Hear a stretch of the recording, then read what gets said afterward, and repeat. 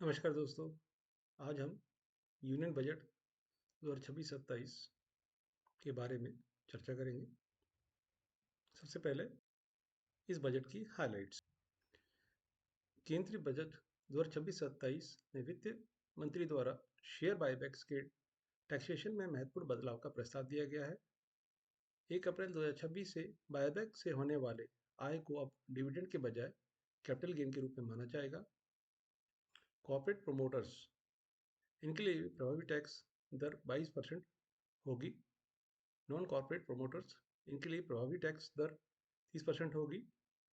Retail investors, इनके लिए buyback अब सामान्य शेयरों की बिक्री की तरह टैक्स योग्य होगा। फ्यूचर एंड ऑप्शंस पर एसटीटी में हालिया बदलाव इस प्रकार हैं। फ्यूचर्स के लिए एसटीटी की रेट 0.02% से बढ़ाकर 0.05% कर दी गई है। ऑप्शंस के प्रीमियम पर एसटीटी को 0.1% से बढ़ाकर 0.15% कर दिया गया है। एक्साइज, ऑप्शंस को एक्साइज करने पर एसटीटी की दर 0.125% निर्धारित की गई है।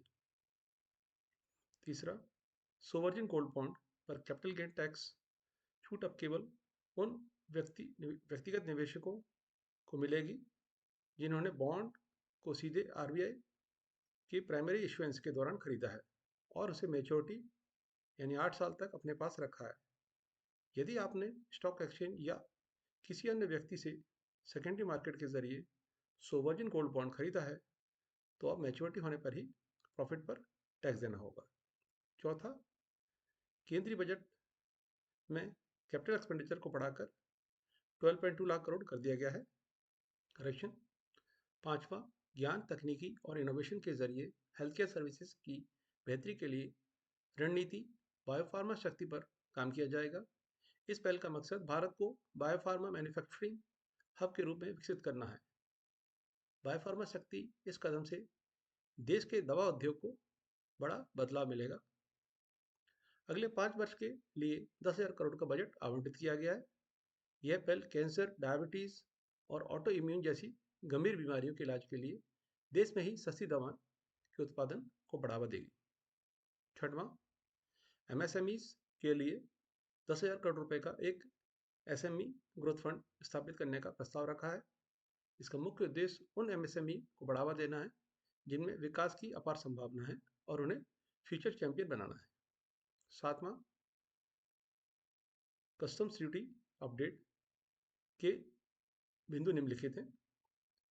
व्यक्तिगत उपयोग के लिए आयातित वस्तुओं पर शुल्क दर को 20% घटाकर 10% करने का प्रस्ताव है।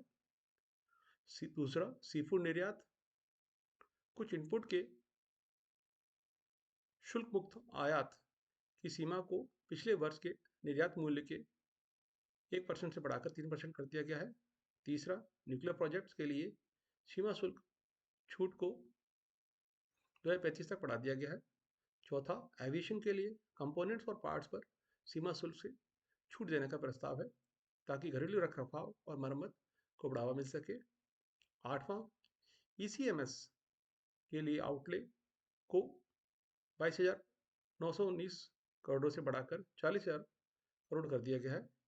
इस कदम का उद्देश्य भारत के इलेक्ट्रॉनिक्स विनिर्माण इकोसिस्टम को और मजबूत करना है और डोमेस्टिक वैल्यू एडिशंस को बढ़ावा देना है।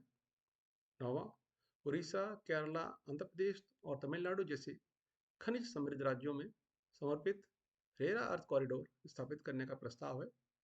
इन कॉरिडोर का लक्ष्य माइनिंग, प्रोसेसिंग, रिसर्च और मैन्युफैक्चरिंग के लिए एकत्रित घरेलू पारिस्थितिक तंत्र बनाना है। मुख्य रूप से इन सेक्टर को सबसे ज़्यादा फायदा होने की उम्मीद। एक, डिफेंस। रक्षा मंत्रालय को 7.85 लाख करोड़ का अब तक का सबसे बड़ा आवंटन मिला है, जो पिछले बजट के मुकाबले 15.19% अधिक है। दूसरा, मैन्युफैक्चरिंग। सरकार ने 7 रणनीतिक क्षेत्रों में मैन्युफैक्चरिंग को बढ़ावा देने के लिए बड़े निवेश की घोषणा की है। इसमें इलेक्ट्रॉनिक्स कंपोनेंट स्कीम का बजट 22,919 करोड़ से बढ़ाकर 40,000 करोड़ कर दिया है। तीसरा, इंफ्रास्ट्रक्चर। रेलवे और हाई स्पीड रेल कॉरिडोर के विकास के साथ साथ पूंजीगत व्यय यानी कैपेक्स को बढ़ाकर 2 लाख करोड़ कर दिया गया है। चौथा, हेल्थ केयर। स्वास्थ्य क्षेत्र में बायोफार्मा शक्ति योजना के लिए 10,000 करोड़ आवंटित किए गए। साथ ही हर जिला अस्पताल में इमरजेंसी और ट्रॉमा केयर सेंटर बनाए जाएंगे। पांचवा, सेमीकंडक्टर। भारत को तकनीकी रूप से आत्मनिर्भर बनाने के लिए सेमीकंडक्टर मिशन 2.0 लॉन्च किया गया है, जो चिप निर्माण और रिसर्च पर केंद्रित है। छठवां, एग्रीकल्चर। कृषि और ग्रामीण विकास के लिए 1.63 लाख करोड़ दिए गए हैं। इसमें पशुपालन, डेयरी, मत्स्य पालन के आवंटन में 27% की वृद्धि की गई है। सातवां, एमएसएमई। सूक्ष्म, लघु और मध्यम उद्योगों के लिए 10,000 करोड़ का एसएमई ग्रोथ फंड प्रस्तावित किया गया है, ताकि उन्हें भविष्य में चैंपियंस के रूप में विकसित किया जा सके। आठवां, एनर्जी। ग्रीन एनर्जी की ओर बढ़ते हुए कार्बन कैप्चर और स्टोरेज सीसीयूएस के लिए 5 वर्ष में 20,000 करोड़ खर्च किए जाएंगे। स्टॉक मार्केट पर बजट का असर।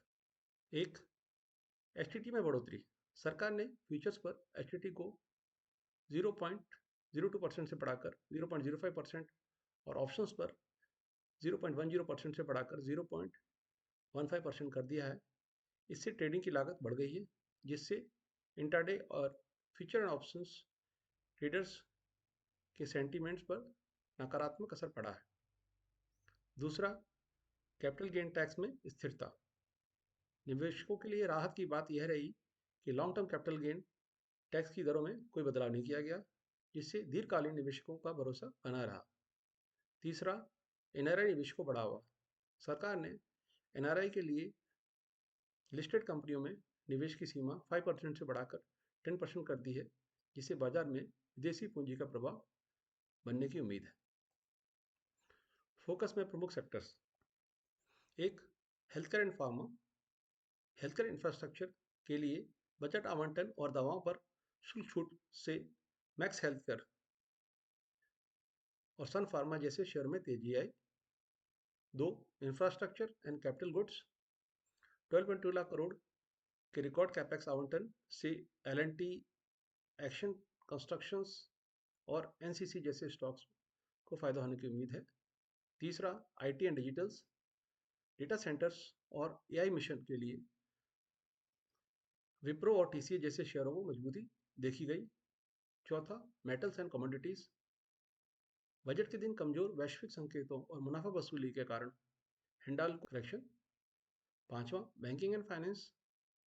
एमएसएमई लोन गारंटी और क्रेडिट डिमांड बढ़ने से एचडीएफसी बैंक, पीएसयू बैंक्स के लिए माहौल सकारात्मक है, लेकिन मुनाफा की वसूली ने बजट के दिन दबाव बनाया। रेलवे बजट की मुख्य बातें। सरकार का मुख्य लक्ष्य रेलवे की रफ्तार, सुरक्षा और सुविधा को वैश्विक स्तर पर लाना है। पहला, रिकॉर्ड एलोकेशन। रेलवे के लिए कुल 2.6 लाख करोड़ का बजट आवंटित किया गया है। यह पिछले साल के मुकाबले 5% अधिक है। दूसरा, वंदे भारत और अमृत भारत ट्रेनों का विस्तार। देश में 500 नई वंदे भारत ट्रेन चलाने का लक्ष्य रखा गया है। साथ ही लंबी दूरी के लिए वंदे भारत स्लीपर और कम दूरी के लिए वंदे मेट्रो पर विशेष ध्यान दिया जाएगा। आम आदमी के लिए 1000 नई अमृत भारत ट्रेन चलाने की योजना है, जो आधुनिक सुविधाओं के साथ किफ़ायत किराया प्रदान करेगी। तीसरा, रेल कॉरिडोर और हाई स्पीड रेल। ऊर्जा, खनिज और सीमेंट के लिए विशेष गलियारे बनाए जा रहे हैं, ताकि माल ढुलाई की लागत कम हो सके। Ahmedabad Mumbai high speed rail corridor के काम में तेजी लाने के लिए बजट बढ़ाया गया है। साथ ही दिल्ली अमृतसर और चेन्नई मैसूर जैसे नए रूट पर सर्वे की घोषणा की गई है। चौथा, सुरक्षा और कवच। रेलवे की सुरक्षा प्रणाली कवच को पूरे देश के मुख्य नेटवर्क पर लागू करने के लिए भारी निवेश किया जाएगा। पांचवा, स्टेशन पुनर्विकास। अमृत भारत स्टेशन योजना के तहत देश के 1300 से अधिक स्टेशनों को एयरपोर्ट जैसी आधुनिक सुविधाओं के साथ विकसित किया जा रहा है। इस घोषणा से रेलवे शेयरों पर सकारात्मक असर पड़ सकता है। इनकम टैक्स में बदलाव की। सरकार ने इस बजट में इनकम टैक्स स्लैब और दरों में कोई बदलाव नहीं किया। हालांकि पिछले संशोधन के कारण 12.75 लाख तक की आय वाले सैलरीड व्यक्तियों को कोई टैक्स नहीं देना होगा। विदेशी यात्रा और शिक्षा, विदेशी टूर पैकेज और शिक्षा अभिलिख चिकित्सा खर्चों टीसीएस दर को 5%-20% से घटाकर 2% कर दिया गया है। तीसरा, आईटीआर फाइलिंग, रिवाइज और बिलेटेड रिटर्न दाखिल करने के लिए समय सीमा बढ़ाकर 31 मार्च कर दी गई है। चौथा, विदेशी संपत्ति प्रकटीकरण, छोटे टैक्स पेयर्स और छात्रों के लिए विदेशी संपत्ति के डिस्क्लोजर हेतु 6 महीने की एक विशेष योजना पेश की गई है ताकि वे बिना जुर्माना के अपनी संपत्ति घोषणा कर सकें। पांचवा, शेयर बायबैक, अब शेयर बायबैक पर होने वाले लाभ को कैपिटल गेन के रूप में टैक्स किया जाएगा, जो निवेशकों के लिए अधिक स्पष्टता प्रदान करेगा।